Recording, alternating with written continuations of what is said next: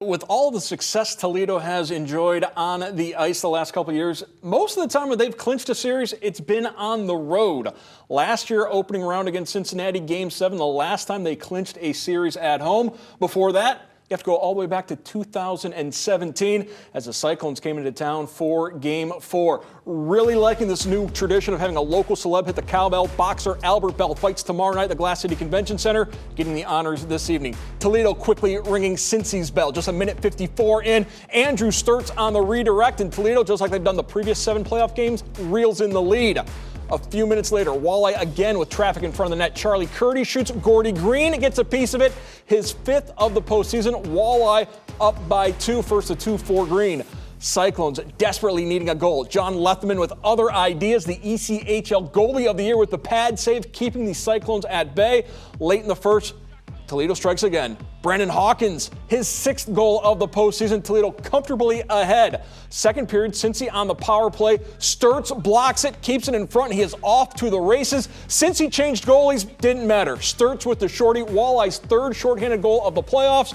And after Cincinnati would get on the board, Toledo takes over with the power play. On the man advantage, Kirilla Tatayev popping the water bottle. Toledo back up by 3. They would add 2 more power play goals in the second period. 2 more goals in the third. They win 9-2, earning the handshake. Those 9 goals, a Walleye playoff record.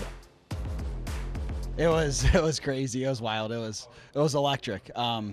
The crowd was going the whole time. Sturtsy got him going early, and then the last probably 10 minutes of the game, you couldn't really hear much on the ice, but it was awesome. It's a really cool environment to play in front of. It may look easy from the outside in, but our guys played a complete game, and that's what they've got to be really, really proud of the way they played. We turn to Matt Melzek and Kendall Lindenkugel. They're on the call for Game 4 and break it down. All right, thanks. Out here with the Huntington Center. Kendall, you talked about before the game, hey, when you're trying to eliminate a team, you've got to get out to a good start. Toledo did that. Not even 2 minutes in, Andrew Sturts is on the board. Absolutely. Andrew Sturts opened up the scoring, opened up the floodgates, and not only the first period, but he also did the second period. On top of that, the second period, Andrew Sturts opened up the scoring off of a penalty kill. Yeah, short-handed goal.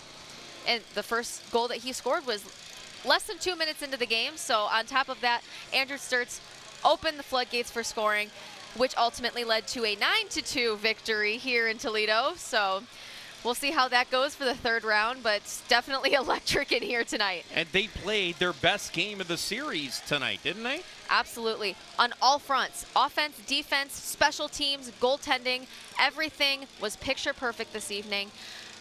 Power play was absolutely strong. The Walleye came out on top in their power play record this evening. Penalty kills, they were scoring shorthanded goals. Goaltender John Lethman, who started this evening, was doing an excellent job with his puck tracking, making amazing saves. Defense was doing a great job at keeping the Cyclones at bay and keeping shots away from John Lethman. It was a great win on all fronts. Yeah, it certainly was. You beat a team 9-2 in a finale of a series. That's pretty darn good, and Toledo got it done. 9 goals, by the way, setting a new Toledo Walleye record. It actually ties a Toledo Storm record. Remember, the Storm, they won a couple of Riley Cup championships, had some really great postseason teams. They scored 9 a couple of times in different games, and Toledo matched that tonight. And they're also the first team since 2003 to win the first 8 games of the Kelly Cup playoffs, joining the Columbia Inferno as the only teams to ever do that in league history. So that's pretty impressive and something we'll keep an eye on with whoever they end up playing, whether it'll be Idaho or Allen.